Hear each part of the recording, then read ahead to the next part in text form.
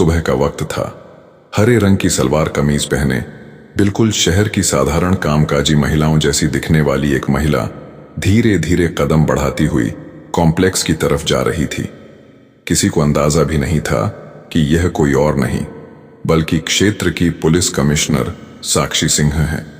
साक्षी सिंह ने जानबूझकर ऐसा रूप लिया था ताकि कोई उन्हें पहचान न सके। वह अपनी पुरानी यादों में खोई हुई थी और सोचा कि आज पुराने दिनों की तरह स्ट्रीट वेंडर के स्टॉल से पकोड़े खाए जाएं। थोड़ा आगे बढ़ते ही उनकी नजर सड़क के किनारे एक छोटे से स्टॉल पर पड़ी। वहां एक करीब 60 साल का कमजोर सा बुजुर्ग चाचा पकोड़े बेच रहा था। साक्षी धीरे धीरे चलते हुए स्टॉल के पास पहुंची और बोली, चाचा, एक प्लेट गर्मा गर्म पकोड़े लगा दीजिए। चाचा मुस्कुराए और जल्दी से गर्मा गर्म पकोड़े प्लेट में डालकर उनके हाथ में दे दिए। साक्षी सिंह जैसे ही पकोड़े खाने लगीं, उनके चेहरे पर खुशी साफ झलक रही थी। बचपन से ही उन्हें पकोड़ों का बहुत शौक था, लेकिन ड्यूटी और व्यस्त जिंदगी की वजह से उन्हें ऐसा मौका बहुत कम मिलता था। वो चुपचाप स्वाद का मजा ले रही थीं कि तभी अचानक वहां एक इंस्पेक्टर वीरेंद्र 3-4 कांस्टेबलों के साथ आया। वो स्टॉल के पास रुक कर गुस्से में बोला, अरे ओ बुढ़े, जल्दी से हफ्ते की वसूली के पैसे निकाल। अचानक आवाज सुनकर बुजुर्ग चाचा घबरा गए। उनके हाथ कांपने लगे। हकलाते हुए बोले, साहब, अभी तो दिन की शुरुआत है, अभी तक तो मैं कुछ कमाया भी नहीं, कोई ग्राहक आया ही नहीं। रात को आइए तो पैसे दे दूंगा, अभी मेरे पास नहीं है। यह सुनकर इंस्पेक्टर वीरेंद्र भड़क उठा। उसने बिना कुछ सोचे समझे चाचा के गाल पर एक जोरदार थप्पड़ जड़ दिया। यह देखकर साक्षी सिंह हैरान रह गईं। उन्होंने तुरंत बीच में आकर कहा, रुकिए इंस्पेक्टर साहब, आप इनसे किस बात के पैसे मांग रहे हैं और क्यों? किस हक से आपने इन्हें थप्पड़ मारा? आपको कोई अधिकार नहीं है बेवजह किसी गरीब के साथ ऐसा करने का। इंस्पेक्टर ने घूरते हुए कहा, तुम बीच में मत पड़ो, तुम्हें पता भी है मामला क्या है। ज्यादा बोलोगी तो अभी तुम्हें हिरासत में ले लूंगा, चुपचाप खड़ी रहो। साक्षी ने गुस्से में जवाब दिया, देखिए, आप जो कर रहे हैं बिल्कुल गलत है। कहीं भी नियम में नहीं लिखा कि आप गरीबों से वसूली करें।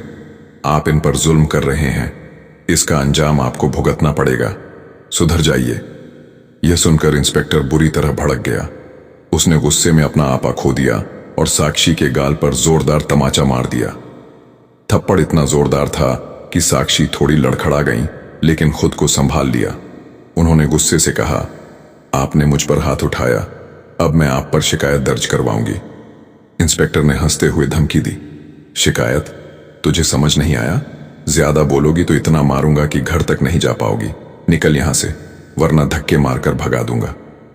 इंस्पेक्टर ने गुस्से में फिर से पकोड़े वाले चाचा का कॉलर पकड़ लिया और चीखते हुए बोला, अबे बुढ़े, ज्यादा होशियारी मत कर, जल्दी से पैसे निकाल, वरना अभी तेरा स्टॉल उठा दूंगा। इतना कहकर इंस्पेक्टर ने गुस्से में स्टॉल पर जोरदार लात मार दी। स्टॉल उलट गया और सारे पकौड़े सड़क पर बिखर गए। बेचारा चाचा डर के मारे रोने लगा। वो घुटनों के बल बैठकर पकौड़े समेटने लगा। तभी इंस्पेक्टर ने डंडा उठाकर चाचा की पीठ पर जोर से मारा। चाचा हाथ जोड़कर गिड़गिड़ाने लगा, साहब, मैं सच कह रहा हूं, अभी तक कुछ कमाया ही नहीं। शाम को आइएगा, जो भी कमाऊंगा दे दूंगा। प्लीज मुझे मत मारिए, प्लीज मुझे माफ कर दीजिए। यह सुनकर साक्षी सिंह और सहन नहीं कर पाई। उन्होंने गुस्से में आगे बढ़कर कहा, चाचा, आपको माफी मांगने की जरूरत नहीं है। यह लोग गरीबों पर जुल्म ढा रहे हैं, इन्हें जरा भी शर्म नहीं आती। बड़ी मुश्किल से आप लोग स्टॉल लगाकर अपने घर का पेट पालते हैं और यह लोग आपकी मेहनत को लूट रहे हैं। इंस्पेक्टर साहब, अब मैं आपको आपकी औकात दिखाकर रहूंगी। इंस्पेक्टर हंसी उड़ाते हुए बोला, अरे, तेरी इतनी हिम्मत, तू मुझे औकात दिखाएगी? तेरी औकात ही क्या है मेरे सामने? जा, अपना काम कर। ज्यादा बकवास करेगी तो इतना मारूंगा कि चलने लायक नहीं बचेगी। इतना कहकर इंस्पेक्टर और उसके साथ खड़े कांस्टेबलों लौटने लगे। जाते जाते इंस्पेक्टर ने मुड़कर चाचा को धमकी दी, रात को फिर आऊंगा, अगर पैसे नहीं मिले तो न तू बचेगा और न तेरा स्टॉल, समझ गया ना? कहकर वो लोग वहां से चले गए। साक्षी सिंह तुरंत चाचा के पास गईं और प्यार से बोली, चाचा, आप ठीक हैं, टेंशन मत लीजिए, घर जाइए, मैं इन पुलिस वालों को सबक सिखा कर रहूंगी। चाचा ने रोते हुए कहा, बेटी तूने मेरे लिए इतना क्यों किया? तेरे ही चक्कर में तुझे मार पड़ी। तू क्या कर लेगी उनका? वो पुलिस वाले हैं, सालों से हम पर जुल्म करते आ रहे हैं। हम कुछ नहीं कर पाए, तू भी कुछ नहीं कर पाएगी। छोड़ दे यह सब। साक्षी ने गहरी सांस लेते हुए जवाब दिया, नहीं चाचा, अब बहुत हो गया। आप नहीं जानते मैं क्या कर सकती हूं। मैं इन लोगों को उनके गुनाहों की सजा दिलवाकर ही रहूंगी। आप फिक्र मत कीजिए, बस घर जाइए और आराम कीजिए। यह कहकर साक्षी सिंह वहां से निकली और सीधा अपने आवास पहुंची। घर पहुंचकर सड़क पर हुई सारी बातें उनके दिमाग में घूमने लगीं। उनका खून खौल रहा था। उन्होंने मन ही मन ठान लिया, अब इन्हें छोड़ना नहीं है। सबसे पहले इस इंस्पेक्टर पर आधिकारिक शिकायत दर्ज कराऊंगी और इसे पद से हटवा कर रहूंगी। अगली सुबह साक्षी सिंह ने खुद को बिल्कुल साधारण महिला के रूप में तैयार किया। हल्के नीले रंग की साड़ी पहनी और बिना किसी पहचान के पुलिस स्टेशन पहुंच गईं। जैसे ही वह अंदर गईं, उनकी नजर एक कांस्टेबलों पर पड़ी, वही कांस्टेबलों जो कल सड़क पर इंस्पेक्टर के साथ था। साक्षी ने सीधा उससे पूछा, इंस्पेक्टर वीरेंद्र कहाँ है? कांस्टेबल ने जवाब दिया, मैडम वो किसी काम से शहर से बाहर गए हुए हैं।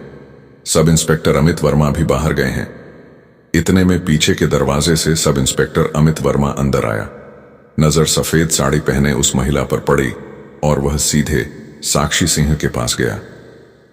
क्या बात है मैडम, यहां किस लिए आई हैं? क्या काम है आपका?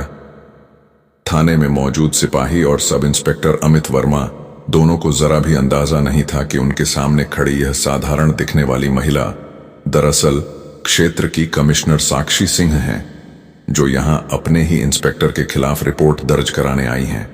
साक्षी सिंह ने अपनी मधुर लेकिन सख्त आवाज में कहा, सर मुझे इंस्पेक्टर वीरेंद्र के खिलाफ शिकायत दर्ज करवानी है। उसने सड़क पर पकौड़े का स्टॉल लगाए बैठे एक बुजुर्ग चाचा को थप्पड़ मारा, उनका स्टॉल गिरा दिया और उनका सारा सामान सड़क पर बिखेर दिया। जब मैंने उसे रोका तो उसने मुझ पर भी हाथ उठाया। उसने उस गरीब चाचा के साथ बहुत जुल्म किया। मैं इसीलिए यहां आई हूं ताकि इंस्पेक्टर वीरेंद्र के खिलाफ प्रथम सूचना रिपोर्ट FIR दर्ज हो। आप तुरंत रिपोर्ट लिखिए। यह सुनते ही सब इंस्पेक्टर अमित वर्मा हैरान हो गया। उसने तिरछी नजरों से साक्षी को देखा और बोला, आपको पता है आप किसके खिलाफ बात कर रही हैं? वो यहां का इंस्पेक्टर है। हम उसके खिलाफ रिपोर्ट नहीं लिख सकते। और फिर क्या हो गया अगर उसने एक थप्पड़ मार दिया? छोड़िए ये सब बातें, वैसे भी वो गरीब क्या कर सकते हैं। आप बेकार की टेंशन मत लीजिए और घर जाइए। यह सुनकर साक्षी सिंह का खून खौल उठा। उन्होंने गुस्से में जवाब दिया, देखिए मुझे कानून मत सिखाइए। इस देश में रहने वाला हर नागरिक बराबर है, गरीब हो या अमीर। अगर कोई अपराध करता है तो उसके खिलाफ एक्शन लेना ही पड़ेगा। हर किसी को न्याय पाने का हक है और अगर आपने रिपोर्ट दर्ज नहीं की तो मैं आपके खिलाफ भी कार्यवाही कर सकती हूं, समझे आप? अमित वर्मा यह सुनकर भड़क गया। उसने गुस्से में आवाज ऊंची करते हुए कहा, तेरी इतनी औकात कि तू हम पर रिपोर्ट दर्ज करेगी? मैं चाहूं तो अभी तुझे अंदर कर दूं। ज्यादा जुबान मत चला और यहां से दफा हो जा। तू जानती नहीं हमारी कितनी पावर है। बेहतर है चुपचाप यहां से निकल जा। साक्षी सिंह उसकी आंखों में आंखें डालकर बोली, लगता है तुम्हें और तुम्हारे इंस्पेक्टर को औकात दिखानी ही पड़ेगी, लेकिन याद रखना जब मैं लौटूंगी तब तुम दोनों इस थाने में टिक नहीं पाओगे। मेरे शब्द याद रखना। इतना कहकर वो गुस्से में थाने से निकल गईं। थाने में मौजूद कांस्टेबल और बाकी सिपाही चुपचाप एक दूसरे का चेहरा देखने लगे। सबके मन में एक ही सवाल था, यह औरत आखिर है कौन जो इतनी बेखौफ बातें करके चली गई? साक्षी सिंह घर लौटी। उनका गुस्सा अब और भी बढ़ चुका था। उन्होंने खुद से कहा, यह थाना सफाई मांगता है। अगर ऐसे लोग यहां रहेंगे तो गरीबों का हक मारते रहेंगे और क्षेत्र बर्बाद होता रहेगा। अब इन्हें बेनकाब करना ही पड़ेगा। उन्होंने तुरंत फैसला किया और डायरेक्ट नगर आयुक्त म्युनिसिपल कमिश्नर राघवेंद्र के ऑफिस पहुंची। अंदर पहुंचते ही उन्होंने पूरी घटना राघवेंद्र को सुनाई। सब कुछ सुनकर राघवेंद्र का भी खून खौल उठा। उन्होंने सख्त लहजे में कहा, साक्षी मैडम, जो आपने बताया वह बेहद शर्मनाक है, लेकिन कार्यवाही के लिए हमें सबूत चाहिए। क्या आपके पास कोई सबूत है? साक्षी ने तुरंत अपना फोन निकाला और बोली, जी सर, मेरे पास सबूत है। जब मैं थाने में रिपोर्ट दर्ज करवाने गई थी, मैंने अपने फोन की रिकॉर्डिंग ऑन कर रखी थी। उसमें सब इंस्पेक्टर अमित वर्मा की सारी बातें रिकॉर्ड हो गई हैं। और यह देखिए, यह वीडियो। इसमें इंस्पेक्टर वीरेंद्र चाचा को थप्पड़ मार रहा है और उनका स्टॉल गिरा रहा है। यह फुटेज मैंने खुद वहां लगे सार्वजनिक कैमरे से ली है। राघवेंद्र ने रिकॉर्डिंग और फुटेज देखी। उनका गुस्सा 7वें आसमान पर पहुंच गया। उन्होंने कहा, इन दोनों को सेवा से निलंबित करना बहुत जरूरी है। अगर ऐसे पुलिसकर्मी थाने में रहेंगे तो लोग डर में दबे रहेंगे और न्याय नहीं मिलेगा। अब और नहीं, मैं कल सुबह विशेष बैठक बुलाऊंगा। उसमें सभी बड़े अफसर, नेता और मीडिया मौजूद रहेंगे और मैं उनके सामने इन दोनों की करतूत उजागर करके इन्हें निलंबित करूंगा। मैडम, आप टेंशन मत लीजिए, कल का इंतजार कीजिए और मीटिंग में जरूर आइए। साक्षी सिंह ने सिर हिलाया और घर लौटी। अगली सुबह क्षेत्र के सबसे बड़े ऑफिस में विशेष बैठक रखी गई। हॉल खचाखच भरा था।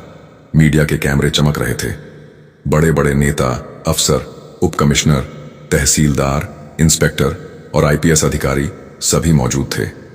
माहौल तनावपूर्ण था। सबको इंतजार था, आज आखिर क्या खुलासा होने वाला है। मीटिंग हॉल में सन्नाटा छा गया था। कैमरे चालू हो चुके थे। क्षेत्र के बड़े अफसर, नेता, मीडिया और तमाम पुलिस अधिकारी सामने बैठे थे। तभी राघवेंद्र माइक उठाते हैं और गहरी आवाज में कहते हैं, आज मैं आप सभी को एक बेहद गंभीर मामला बताने आया हूं। हमारे क्षेत्र के पुलिस स्टेशन में इंस्पेक्टर वीरेंद्र और सब इंस्पेक्टर अमित वर्मा ने ऐसा काम किया है जो पुलिस की वर्दी पर दाग है। जिस वर्दी का काम जनता की रक्षा करना है, उसी वर्दी में रहकर इन लोगों ने गरीबों पर जुल्म ढाया और कानून का मजाक बनाया। इतना कहते ही पूरे हॉल में खुसफुसाहट शुरू हो गई। सभी लोग हैरान होकर एक दूसरे को देखने लगे। तभी राघवेंद्र ने माइक कमिश्नर साक्षी सिंह की तरफ बढ़ाया। साक्षी सिंह अपने आत्मविश्वास से भरे अंदाज में माइक संभालती है और कहती हैं, आप सभी जानते हैं कि पुलिस का काम है जनता की सेवा, लेकिन जब यही पुलिस जनता पर जुल्म करे तब हमें आवाज उठानी पड़ती है। कुछ दिन पहले मैंने अपने ही क्षेत्र के इंस्पेक्टर वीरेंद्र और सब इंस्पेक्टर अमित वर्मा को रंगे हाथों गरीबों से वसूली करते, मारपीट करते और कानून का दुरुपयोग करते देखा। मैंने खुद इस पर सबूत इकट्ठा किए हैं। आप सब अब वह देखिए।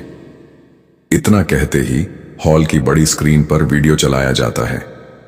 वीडियो में साफ दिख रहा था, इंस्पेक्टर वीरेंद्र सड़क किनारे एक बुजुर्ग पकौड़े वाले को थप्पड़ मार रहा है, स्टॉल गिरा रहा है और उसे धमका रहा है। फिर थाने में सब इंस्पेक्टर अमित वर्मा उस महिला से बदतमीजी करते हुए रिपोर्ट दर्ज करने से मना कर रहा है। जैसे ही वीडियो खत्म हुआ, पूरे हॉल में शोर मच गया। मीडिया वाले कैमरे की फ्लैशिंग बढ़ा देते हैं। कई नेता गुस्से में खड़े होकर कहते हैं, ऐसे अफसरों को नौकरी में रहने का कोई हक नहीं, तुरंत कार्यवाही होनी चाहिए। इसके बाद साक्षी सिंह ने अपनी रिकॉर्डिंग सबको सुनाई। उसमें सब इंस्पेक्टर अमित वर्मा की बेहुदा बातें और रिपोर्ट दर्ज न करने की साफ आवाज गूंज रही थी। अब माहौल और गर्म हो चुका था। सभी लोग गुस्से में थे। तभी राघवेंद्र फिर माइक उठाते हैं और सख्त आवाज में कहते हैं, आज से इंस्पेक्टर वीरेंद्र और सब इंस्पेक्टर अमित वर्मा को तत्काल प्रभाव से निलंबित किया जाता है। इनके खिलाफ आंतरिक जांच शुरू की जाएगी। ऐसे लोगों का इस विभाग में कोई स्थान नहीं है। कानून से ऊपर कोई नहीं है, चाहे वह पुलिस ही क्यों ना हो। हॉल तालियों से गूंज उठा। मीडिया के कैमरे लगातार फ्लैश करने लगे। कई नेताओं ने आगे आकर राघवेंद्र के फैसले का समर्थन किया। तभी एक वरिष्ठ नेता खड़े होकर बोले, साक्षी मैडम जैसी ईमानदार अफसर ही इस क्षेत्र की शान है। आपने जो कदम उठाया उससे आम जनता का विश्वास पुलिस में कायम रहेगा। साक्षी सिंह ने माइक उठाकर कहा, यह लड़ाई सिर्फ एक बुजुर्ग स्टॉल वाले के लिए नहीं थी, बल्कि हर उस गरीब के लिए थी जो सालों से चुपचाप अन्याय सह रहा है। अब किसी गरीब को डरने की जरूरत नहीं, कानून सबके लिए बराबर है। पूरे हॉल में तालियां गूंजने लगीं।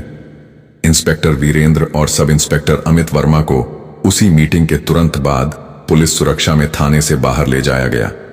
दोनों के चेहरे पर शर्म और गुस्सा साफ दिख रहा था। साक्षी सिंह ने बाहर निकलते हुए मीडिया से कहा, आज एक मिसाल कायम हुई है। अब क्षेत्र में कोई गरीब इंसाफ के लिए दर दर नहीं भटकेगा। जो भी जनता पर जुल्म करेगा उसे यही अंजाम मिलेगा। उस दिन से पूरे क्षेत्र में चर्चा थी। कमिश्नर मैडम ने कर दिखाया। गरीब पकौड़े वाले चाचा की आंखों में आंसू थे, लेकिन इस बार यह आंसू दर्द के नहीं, राहत के थे। और साक्षी सिंह के इस साहसिक कदम से पूरे क्षेत्र में एक नया संदेश गया। कानून सबके लिए बराबर है। अगर आपको यह कहानी पसंद आई हो तो हाथ जोड़कर निवेदन है कि चैनल को सब्सक्राइब करें, वीडियो को लाइक करें और कमेंट करके बताएं कि आपको यह कहानी कैसी लगी। आपके एक सब्सक्राइब से हमारी टीम को हौसला मिलता है ऐसी और कहानियां आप तक लाने का। जय हिंद।